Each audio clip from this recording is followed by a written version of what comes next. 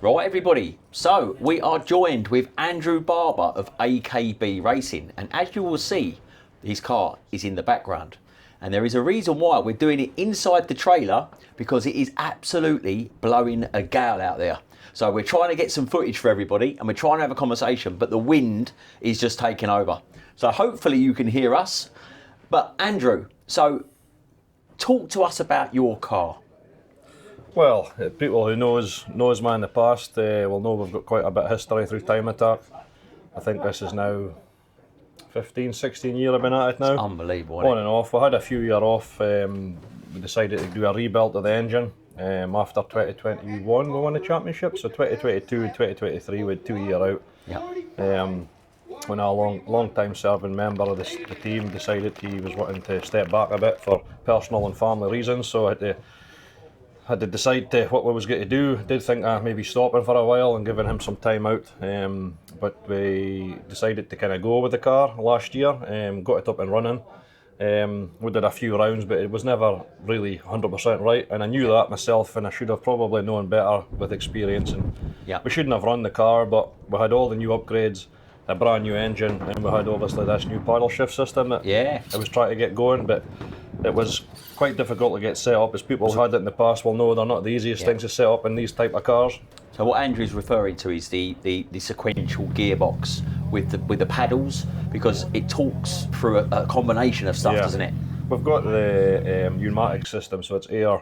We've got an air tank at the back, and it's turns around. But the last ECU that we had, it wasn't accepting what we really wanted to do, so we had a standalone system which was causing a bit of a headache, to be fair, to get set up. And of course we run out of time. The good old race thing is run out of time, don't you, at the start of the year? There's never enough time, is there? So we decided to kind of kill that in the head. With pre-season testing, we probably done some damage to the gearbox trying to set it up. So that was January, February of 2025 last year.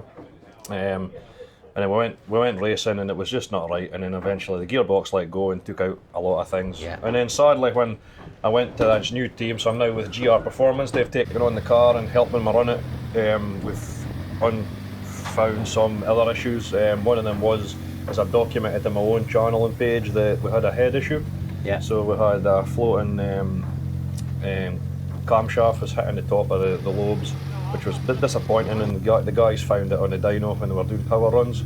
So with brand new head on, found out we'd bent valves and all the shidazzle. So yeah, it was an expensive winter. And everybody who knows modified cars knows the price of Evo parts. It gets very expensive every mistake, doesn't it? And they don't make these parts anymore, Dan. We've got to remember. So people who has got them sitting are wanting silly money for them, standard. And then of course you've got all the machining costs and the build costs, and all these mechanic guys are, top money. Wealthy people nowadays, aren't they? So you don't get cheap mechanics anymore, do you? No. So yeah, it's been a difficult time to swallow through the winter period, but I'm so glad that I'm with these guys now, and Gary and James and the guys there. They seem to know what they're doing, and the cars that they run speak for themselves. I've competed against some of their guys that they've run for a few years now, and they are up the top there. So I'm glad I'm with them, but unfortunately they didn't build the car, so they're taking a little time to go through it all and spanner it, and we're just finding, now we're testing, we're finding little niggles here and there with all the new setup that we've done, that's what testing's for. And we are 2 weeks out from Cadwell Park. 2 weeks out, So round one. This is the perfect situation to be in, to work out if the car's going to be ready or what needs to happen before. Well, that's it. We were testing here about 2-3 weeks ago, finally setting up the flat shift and all the pneumatic gear shifts and the way up with the paddles and the way down. So we kind of tuned it and got it up and running. But unfortunately, as I've documented in my own page again, we had an oil leak and threw a belt off the pump, which we've now found why it was doing it. The guys rectified it.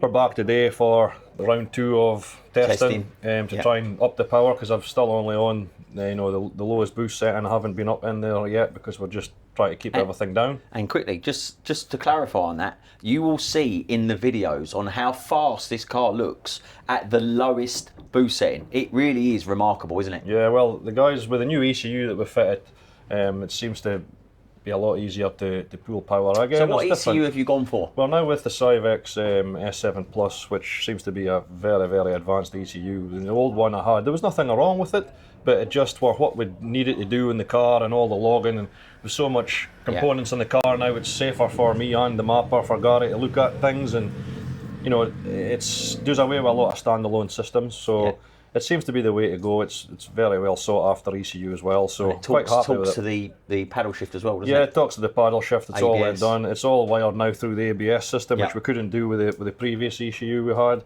So things all just upgrade, and everything's on one place now, which is amazing, a lot better. So yeah, really impressed with that. We was out again this morning, and all the paddle shifts all working.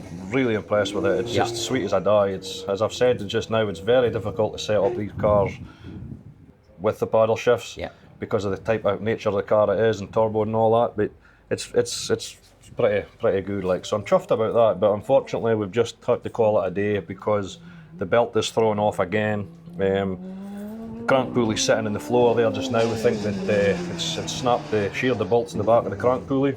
Yeah. And we can only assume that it's all new, so there's nothing wrong with that. It's all been checked and everything, but we're thinking it might be harmonics working our way through. So we're just in the middle of speaking to gearbox manufacturer just now to see if we can get shed some light on the information. So before we go any further, but unfortunately it's called a day at the moment. So it's going to go back in the trailer, back to the garage, and then we'll have to work out where we're going to go. And fingers crossed we can have it up and running, because pre-season testing's going so well apart from this.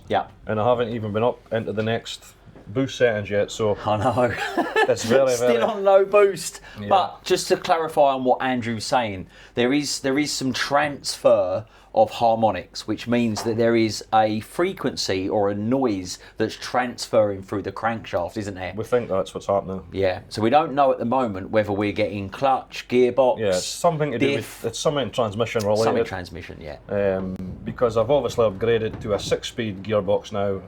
I had the 5-speed sequential one before, and it is slightly noisier on let-off overrun than the last one was, but we don't know if it is that, so you know, it could be it's all guessing at the moment until it all comes apart. Stick it apart, but it's a little bit nervy now because we're so close to the round one in Cadwell on the 4th of May, so I hope it's nothing too major, but we can't have this, you know, there seems to be the minute I put some bit of pressure on the car, it's just throwing the belt, so. But it's actually not throwing it's not snapped the belt today, it's actually snapped the crank pulley bolts. Itself. Well, that's Andrew. Don't forget, everybody, you can go across to Andrew's page, which is AKB Racing, and I think you're on Facebook. You're on Instagram. You've got a YouTube channel as well, which there'll be some more footage. This will come up. We'll be doing a video on this, which will go live on Andrew's page, so you can follow Andrew. I think he's doing all right actually, because I think I looked. You had like nearly 2,000 followers now on Instagram, haven't you? Something like that. I would like a bit more. On Facebook, I think it's 1,800 or something. But not as big as you, Dan. Not a celebrity like you. You know, I think I'll even the wife, she'll wake up and she'll go to me, oh my God, he's done another video. It's like every day. You just can't get away from me. But guys, listen, we will be bringing you the action from Time Attack. So we'll be out with Andrew. We'll be doing some videos with Andrew. You'll get to see what's going on, and don't forget to come along to these events, because these events are accessible, Andrew, aren't they? Yeah, you can book online. You get your tickets a little bit less, or you can just turn up and pay in a day. But it's not far away. They are good. There isn't just the racing on. There's a lot of other car shows and pop-up tents and all that kind of stuff goes on. We don't get to see them because we're busy with the racing. Always busy. It's a good day out for people, but. You know, at the moment when I've got you here, I just want to kind of thank everybody who's, like my sponsors and stuff, who's helped, friends and family, because without all them at the moment, Dan, I wouldn't be where I'm at. And a big shout out to obviously GR, because they've taken on the car, which I didn't need to do, and kind of get in there now, so thanks to them as well. Excellent, Andrew. Well, guys, we will catch you on the next one. Our next outing is in 2 weeks' time. Fingers crossed. And then we will bring you the footage from Cadwell Park. And as always, guys, don't forget to jump over to Andrew's page at AKB Racing. You know what my page is because you're watching the video. So we'll catch you on the next one. We'll see you soon. See you later.